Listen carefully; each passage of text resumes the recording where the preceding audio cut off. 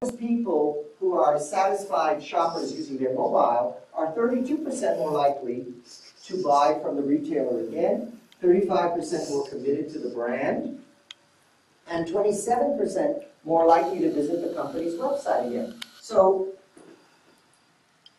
nobody can afford to ignore this channel. That's one thing I did want to mention. And so we're also going to have a combination of sorts.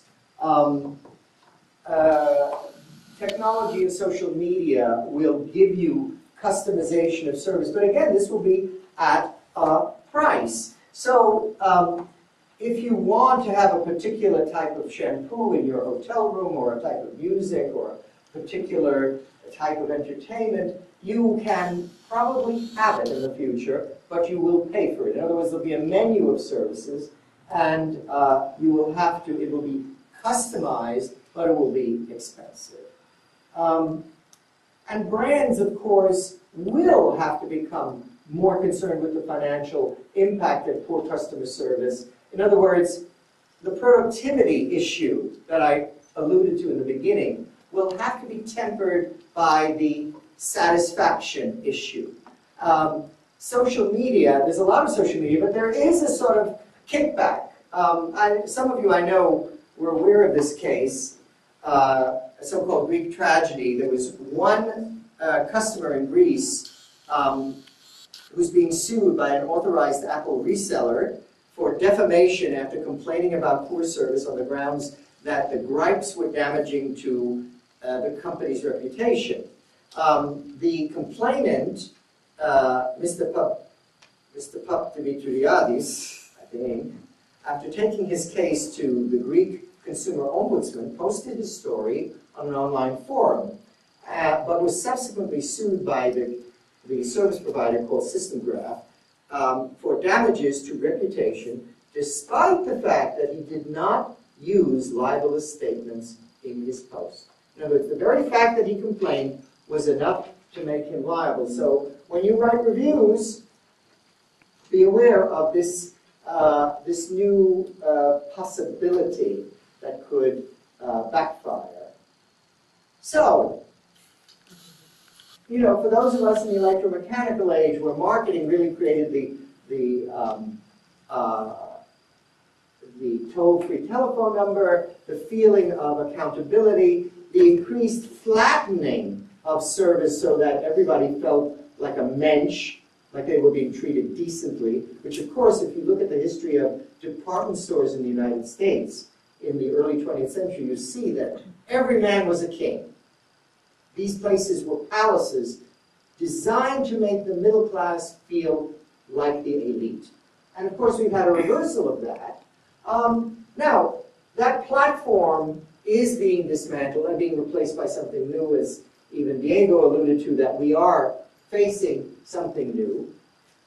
So I'm, you know, somewhat optimistic, but don't expect a voice-activated program to care about solving your problem. The robots, they can bring you a drink from the kitchen, but they can't listen to you and respond. Not yet, anyway. So, since we're so late, I really want to hear everything you have to say. I'd like to, let's leave it at one question or comment, and then we'll adjourn, and let's have a drink. If anybody has a question or comment they would like to make. Yeah, Kenneth. Yes, go ahead. Yes, David. I think your presentation, my perception was your presentation was biased towards probably the market in North America. Yes, it is. And I think that you might have a different feedback on the situation of customer service in Asia, particularly in China, for example, where customer service was probably drastically inferior 20 years ago, but now is really getting its act together. In Japan, certainly, which you alluded to.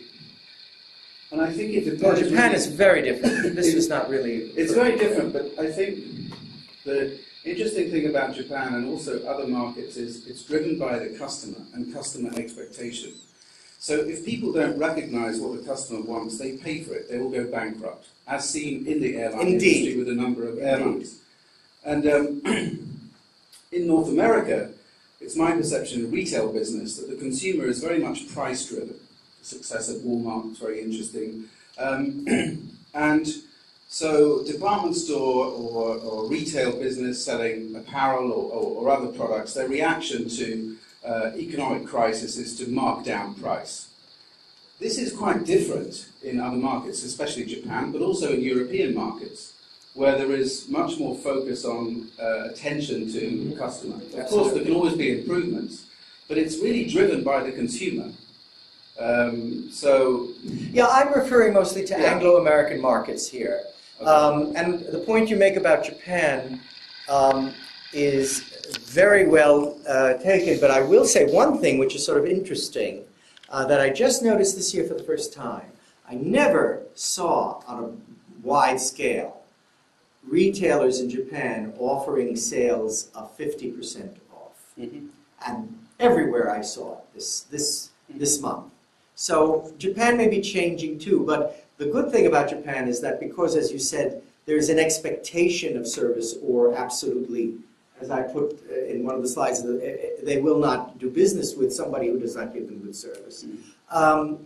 You probably won't have that slippery slope here the way you've had in the Anglo-American markets. China, of course, when your baseline is low, it's easy to improve. We'll see if that continues. Mm-hmm. Sorry, somebody. Can I just add to that real quick? Sorry. You have the mic. Sorry. It's really timely because when I joined the company, they were saying that at that time they were trying to introduce the self-service kiosks. Yes. And everybody said it's going to fail tremendously. In Japan, you have to be like Japan Airlines, like where you have 4 people to serve one customer, for example, one taking care of your bag while you're checking in, and then the other one reading your whatever. But. And we know what happened with JAL. And then what happened in our company is, just to tell you, for example, if you go to the US, you'll have 1 agent for every 8 kiosks.